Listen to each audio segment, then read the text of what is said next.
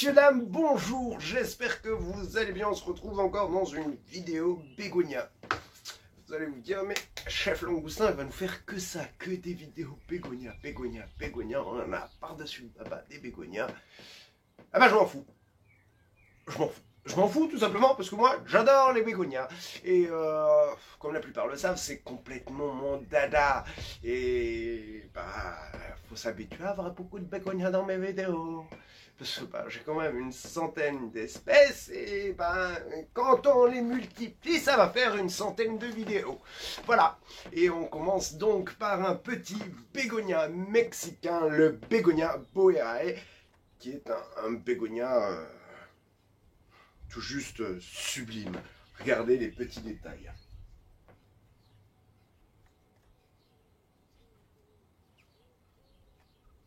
Hop, il a besoin d'être rempoté. Ça fait un peu plus d'1 an que cette bouture, qui n'est même pas une bouture, c'est un semis de base.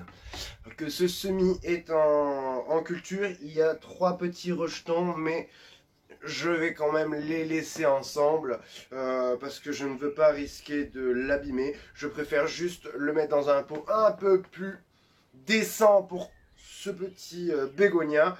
Et on va faire ça tout de suite. On va avoir encore besoin d'un pot. Hop, me revoilà. On a besoin d'un petit pot ici. C'est un diamètre 11 de mémoire. Non. C'est un diamètre 10,5 cm. Je crois que c'est même pas diamètre et que j'ai bugué. Mais c'est pas grave. On a besoin de notre petit pot. Mais on va avoir également besoin de terreau. Hop. Une petite poignée nous suffit. Pas besoin de grand chose. De la perlite. L'équivalent d'une poignée également. Un peu plus légère que le terreau. J'adore, on dirait de la neige. Là, vous voyez pas de la neige tomber? Enfin, vous ne voyez pas parce que du coup, bah, c'est en direct. Donc, le mec, il s'est déjà pas monté et il se met des trucs à la Spielberg. C'est pas parce que tu as un stabilisateur que c'est bon, hein?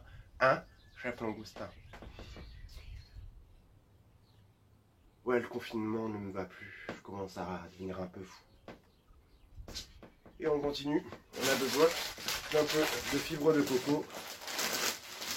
Alors ça, la fibre de coco, dessus ils disent aération du substrat, retient l'humidité, idéal pour le potager. Il paraît que les lapins aiment les bégonias. Et moi j'aime le lapin. Et là, je vais écrire en gros CQFD. Hop, on touille.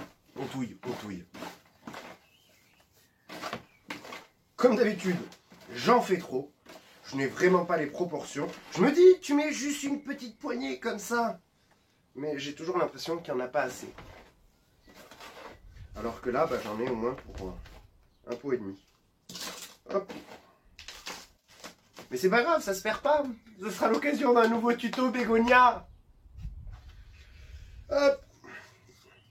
Ah oui, effectivement, il avait bien besoin d'un bon rempotage, vous voyez.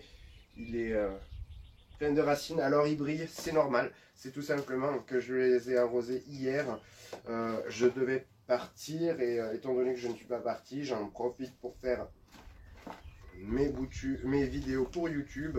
Alors évidemment, je ne pars pas en vacances, je pars simplement travailler. Mais j'ai la chance de pouvoir gérer un peu mon planning.